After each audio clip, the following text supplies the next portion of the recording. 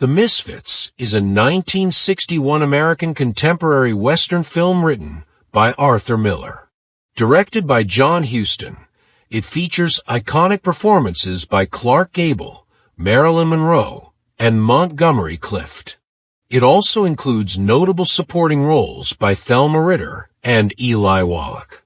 The screenplay is based on a short story written by Miller, published in Esquire magazine in October 1957.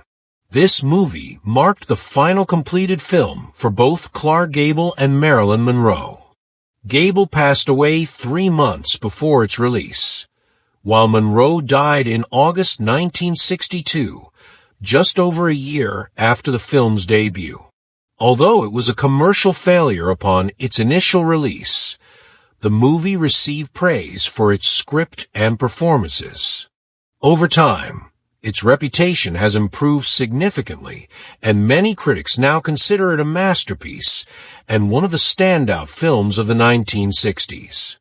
The story follows Rosalind Tabor, a beautiful former dancer played by Marilyn Monroe, who, while filing for divorce, meets Gay Langland, an aging cowboy and gambler portrayed by Clark Gable.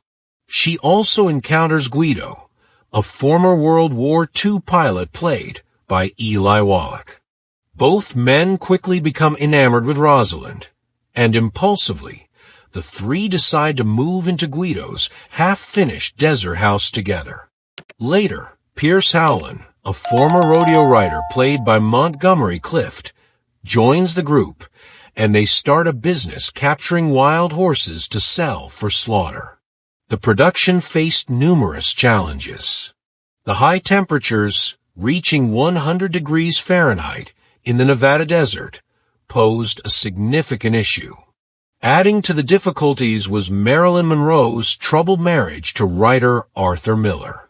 Emotionally distressed, Monroe turned to alcohol and prescription drugs, which impacted her performance on set.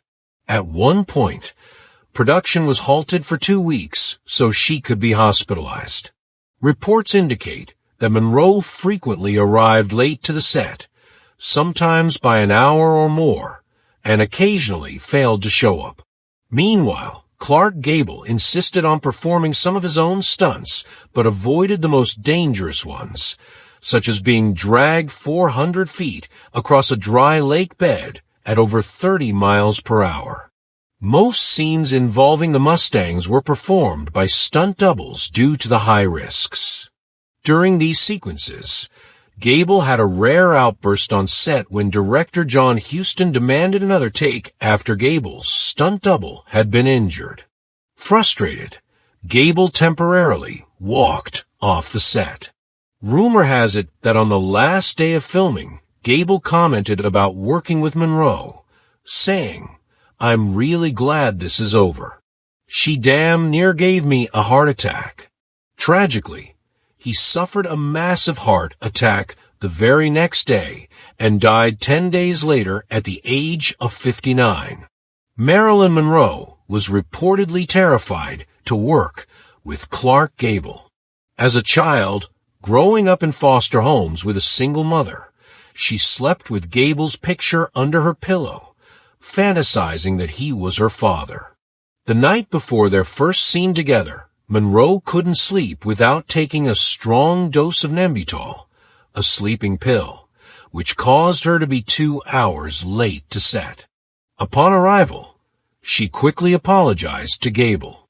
Monroe was not the only one known for tardiness. John Huston also often arrived late due to late-night gambling sessions.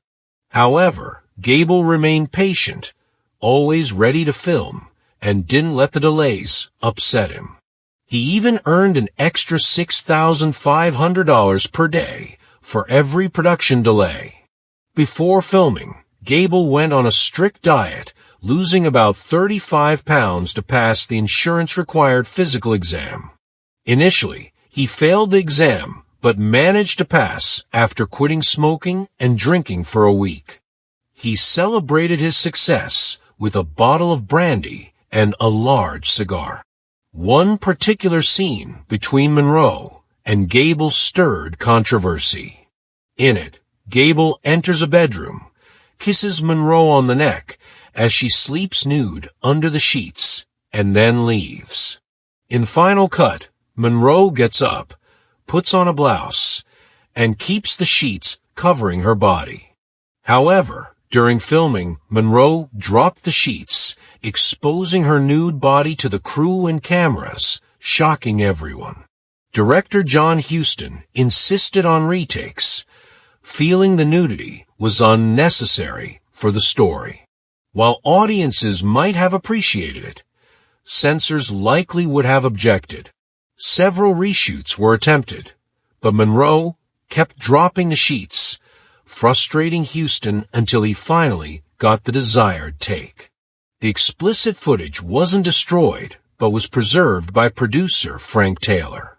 His son, Curtis Taylor, has kept the material locked away since 1999. The Misfits may not be one of John Huston's most celebrated films, but it is worth watching, if only for the performances of its legendary cast. In particular, Thelma Ritter delivers an outstanding performance that should not be overlooked.